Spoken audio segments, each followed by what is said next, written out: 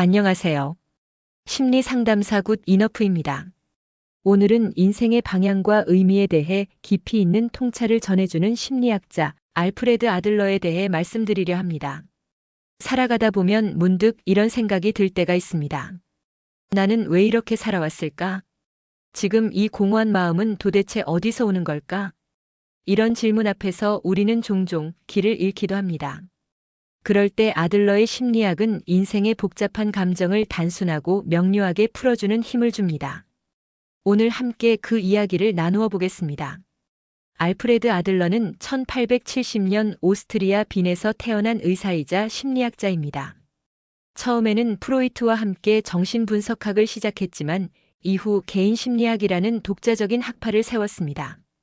아들러는 인간을 병든 존재가 아니라 목표를 향해 나아가는 존재로 보았습니다.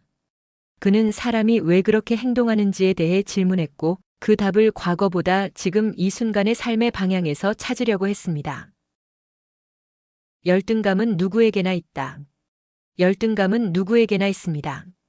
아들러의 가장 잘 알려진 개념 중 하나는 열등감입니다. 많은 분들이 살면서 이런 생각을 하셨을지도 모릅니다. 나는 왜 이렇게 부족할까? 나는 남들만큼 괜찮은 사람이 아닌 것 같아. 내 인생은 실패한 게 아닐까? 그런데 아들러는 이렇게 말합니다. 열등감은 병이 아니라 성장의 원동력입니다. 열등감을 느끼는 것은 자연스러운 일이며 그 감정을 통해 우리는 더 나아지려는 힘을 얻는다는 것이죠. 예를 들어 어린아이가 넘어지면서도 계속 일어서서 걷는 연습을 하듯 우리도 부족함을 느끼기에 성장할 수 있는 것입니다. 열등감을 어떻게 보상하느냐가 중요하다. 아들러는 우리가 열등감을 느끼면 그것을 메우기 위해 보상이라는 행동을 하게 된다고 보았습니다. 그리고 많은 경우 그것은 우월성 추구로 이어진다고 말했지요. 예를 들어 어릴 적 몸이 약했던 사람이 운동을 통해 튼튼한 어른이 되기도 하고 말을 더듬던 아이가 노력 끝에 훌륭한 연설가가 되기도 합니다. 즉, 열등감이 있는 사람일수록 더 나아지고자 하는 열망을 품게 된다는 것입니다. 그 방향이 건강할 수도 있고 때로는 왜곡될 수도 있습니다. 4. 왜곡된 우월감은 관계를 망친다. 문제는 이 우월성 추구가 비뚤어진 방식으로 나타날 때입니다. 열등감을 숨기기 위해 남을 깎아내리거나 스스로를 과대 포장하거나 무기력하게 주저앉기도 하지요. 예를 들어 타인과 끊임없이 비교하며 자존감을 떨어뜨리는 경우, 비판을 두려워해 도전을 회피하는 경우, 권위적인 태도로 관계에서 힘의 우위를 차지하려는 경우, 이러한 모습들은 겉으로는 강해 보일지 몰라도 내면의 열등감을 제대로 보지 못한 결과일 수 있습니다. 아들러는 이런 방식의 보상이 결국 자신을 더 고립시킨다고 보았습니다. 5.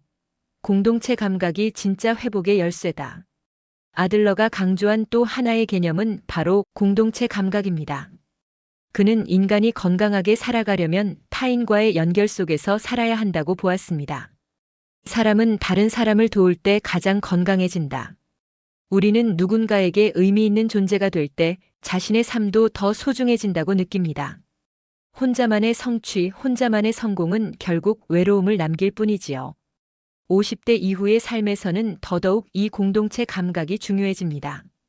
내가 누구를 돕고 누구와 함께 살아가며 어떤 관계를 맺는지가 삶의 깊이를 결정하게 됩니다. 6. 삶의 세 가지 과제 1. 사랑, 우정.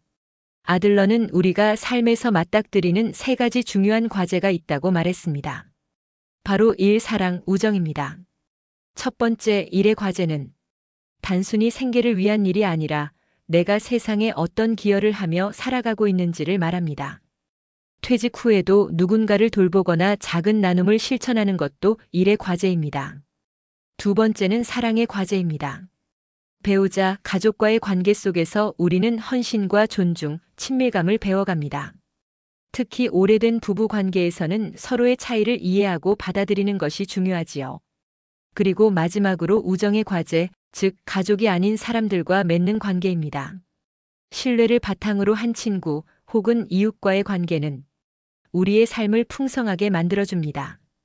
이 세 가지 과제를 회피하지 않고 받아들이는 것이 아들러가 말한 성숙한 삶의 핵심입니다. 7. 인생은 객관적 사실보다 주관적 해석이다.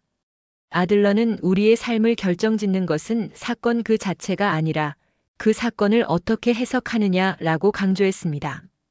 똑같은 경험을 하더라도 어떤 분은 나는 실패했어라고 여기고 어떤 분은 이 경험을 통해 내가 더 단단해졌어라고 해석합니다. 즉, 지금 내가 살아가는 방식은 내가 선택한 해석의 결과입니다. 이 말은 곧 지금부터 다른 해석을 선택하면 다른 삶을 살 수 있다는 뜻이기도 합니다. 8. 인생의 후반 아들러가 전하는 위로. 50대 이후에는 자연스럽게 상실의 시기를 겪게 됩니다.